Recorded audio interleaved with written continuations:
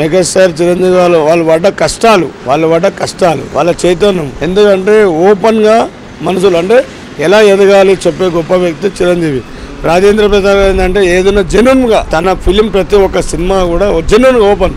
నేను అనాథగా ఉన్నప్పుడు మాకు ఒక హాస్టల్ ఉండే, అనాథ హాస్టల్లోకి వాళ్ళు మమ్మల్ని డొనేట్ అనమాట, వాళ్ళు డోనర్గా వచ్చి ఆ హాస్టల్లో మాకు ఇచ్చిన స్పీచ్ ఏంటంటే ఆ స్పీచ్ అనేది ఆయన గుండెలతో హార్ట్ఫుల్గా మాట్లాడిన మాటలు రాజేంద్ర ప్రసాద్ గారు. కానీ ఈ రోజుకైనా అందరు బాగుండాలి, అందులో మేము ఉండాలి అనేది మా కోరిక. వాళ్ళ ద్వారా అల్లు అర్జున్ కానీ ఇప్పుడు నేను అంటే ఇప్పుడు ఈ సర్కిల్లో నాకు ఈ లైఫ్కి గొప్ప మనుషులు వాళ్ళు. వాళ్ళు చేస్తున్న సహాయం కూడా గొప్పదే, వాళ్ళు ఉండాలి, వాళ్ళ చైతన్యం. అయితే ఇక నెక్స్ట్ కూడా ఇక్కడే కంటిన్యూ చేస్తూ ఉంటుంటారా? చేసేవారు చెప్పరు, చేసేవారు మాట్లాడరు. సో ఇక మేము చేస్తున్న వర్క్ అదే, ఫ్యూచర్ కూడా అదే ఉంటుంది. మా భవిష్యత్తు మా పిల్లల భవిష్యత్తు కూడా ఈయన తరతరాలుగా యుగాలుగా చెప్పుకునే స్థాయికి ముందర తీసుకెళ్తారని. అలాగే రేవంత్ రెడ్డి గారు ఏం చెప్తారు? రేవంత్ రెడ్డి గారు అనేది రేవంత్ రెడ్డి గారు అంటే అందరికి మాత్రం పక్కకెళ్తాం. వాళ్ళు ఉంటే వాళ్ళ మాట, వీళ్ళు ఉంటే వీళ్ళ మాట మనకు తెలియదు.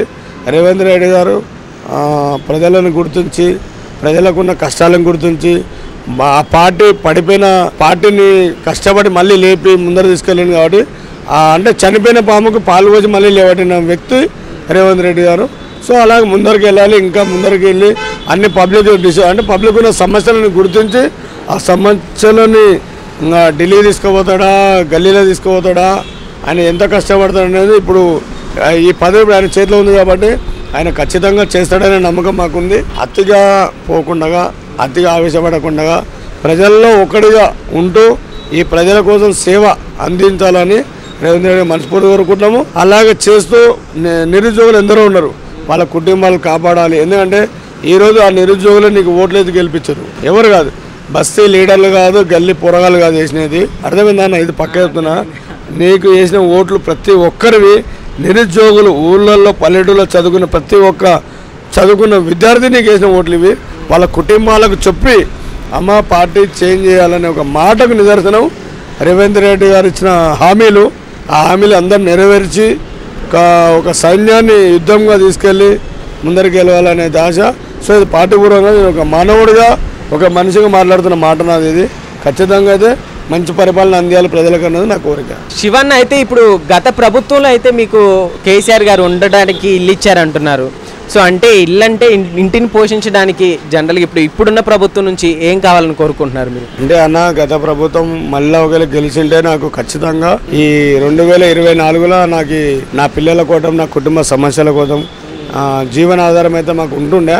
సో ఇప్పుడు కూడా రేవంత్ గారి దృష్టికి ఖచ్చితంగా ఈ వీడియో అంటే చూస్తున్న ప్రజలకైతే తెలుసు, నేను ఎవరిని ఏం అడగను.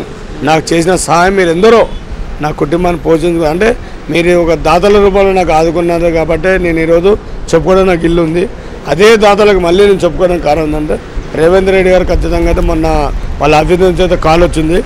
అదే కాల్ సార్ మాట్లాడితే నేనైతే అడగడం ఇదే, సార్ నా వెంబడి ఉన్న 4 పోరగాళ్ళకి, నాకు మా ఒక టీంకి ఒక దారి చూపించాలి. ఆ దారి మీ కుటుంబానికి మేము తలుచుకునేలాగానే ఉండాలి.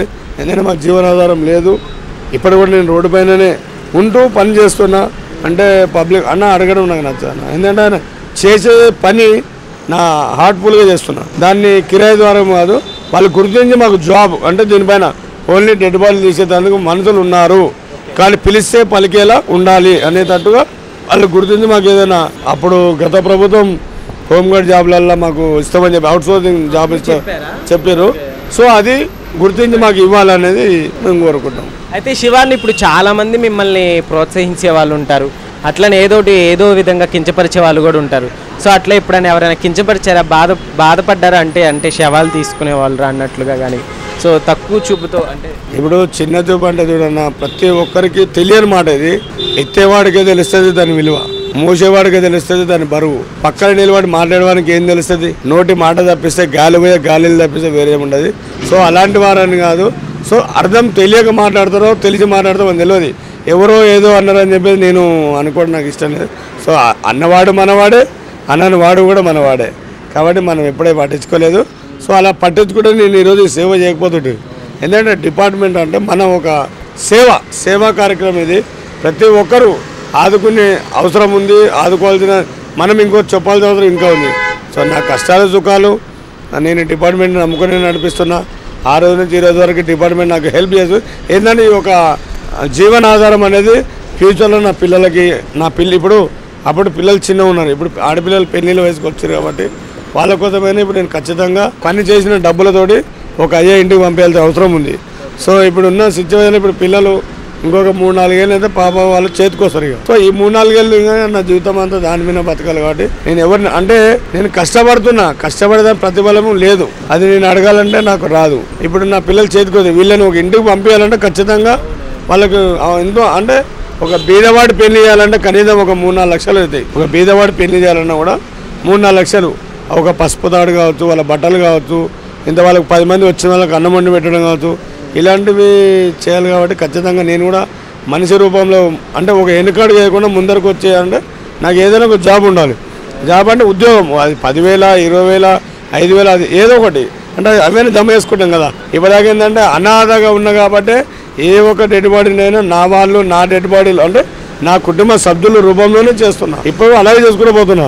నాకు ఇల్లు ఇచ్చారు, ఇంట్లో కూర్చుంటే ఇల్లు తాకట్టు పెట్టాలి, పెళ్ళిళ్ళు చేయాలి. ఓకే అన్న, మీ ప్రాబ్లమ్స్ ఇప్పుడు రేవంత్ రెడ్డి గారి వరకు వెళ్తాయి అనుకుంటున్నాను. నాకు తెలిసి ఈ వీడియో చూస్తే ఖచ్చితంగా రెస్పాండ్ అవుతారు. రేవంత్ రెడ్డి గారు కాకపోయినా వాళ్ళ అసిస్టెంట్లు ఖచ్చితంగా రియాక్ట్ అవుతారు. సో మీకు ఎట్లానే హెల్ప్ కావాలని కోరుకుంటున్నాను. So thank you so much అన్న.